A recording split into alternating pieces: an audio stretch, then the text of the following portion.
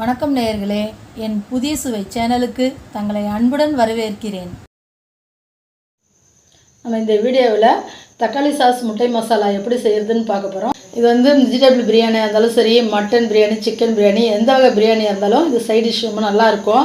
இதுவரையும் நம்ம சேனலை நீங்கள் சப்ஸ்கிரைப் பண்ணாமல் இருந்தால் சப்ஸ்கிரைப் பண்ணி பக்கத்தில் இருக்க பெல் ஐக்கானையை கிளிக் பண்ணிவிடுங்க. இதை எப்படி நம்ம செய்கிறதுன்ட்டு வீடியோக்குள்ளே வாங்க பார்க்கலாம்.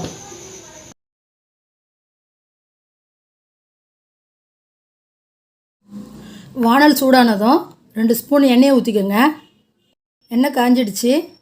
இப்போ 1/4 ஸ்பூனு கடுகு சேர்த்துப்போம். கடுகு நல்லா பொரிஞ்சிடுச்சு. நல்லா பழுத்த 3 பெரிய தக்காளியை மிக்சியில் போட்டு நான் நல்லா மைய அரைச்சி வச்சுருக்கேன்.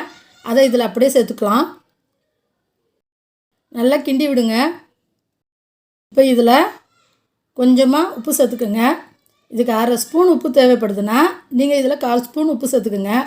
வேறு எந்த காய்கறியும் இல்லாமல் வெறும் தக்காளி மட்டுமே நம்ம பயன்படுத்தி செய்கிற டிஷ்ஷில் எப்போவுமே நம்ம உப்பு கம்மியாக தாங்க சேர்க்கணும். ஏன்னா தக்காளி உப்பை வந்து தூக்கலாக காட்டும். அதனால தான் நான் இதை சொல்கிறேன். இப்போ 1 ஸ்பூனுக்கு வெத்து மிளகாத்தூள் சேர்த்து நல்லா கிளறி விட்டுக்கோங்க. நாம் இதில் வெத்து மிளகாத்தூள், தக்காளி பேஸ்ட்டு, உப்பு இது மட்டும்தான் சேர்த்துருக்கோம். இது நல்லா கொதிக்கட்டும். தக்காளியில் இருக்கிற பசுரோட போகணும். அதனால் இதில் இன்னும் ஒரு 1/2 டம்ளர் தண்ணியை கூட சேர்த்து நல்லா கொதிக்க விடுங்க. நல்லா கொதித்து சுண்டி வரட்டும். நல்லா கொதிக்குது. இது இன்னும் நல்லா சுண்டணும். அதனால் அப்பப்போ பார்த்து இதை கிண்டி விட்டுட்டே இருங்க. இந்த அளவுக்கு தண்ணி நல்லா சுண்டிட்ட உடனே 2 சிட்டிகை சேர்ந்த மாதிரி கரம் மசாலாவை சேர்த்துக்குங்க. கரம் மசாலாவை அதிகம் சேர்த்துறாதீங்க. தக்காளியோட டேஸ்ட் இதில் தெரியாமல் போயிடும். கரம் மசாலாவை சேர்த்தோம் இல்லையா, அதனால் 2 நிமிஷம் கொதிக்கிட்டோம். 2 நிமிஷம் ஆயிடுச்சு. ஸ்டவ் ஆஃப் பண்ணிவிடுங்க. இப்போ இதில் வேக வச்சு நீல வாக்கில் வெட்டின முட்டையை சேர்த்துப்போம். 4 பெரிய தக்காளிக்கு 3 முட்டை போதும்.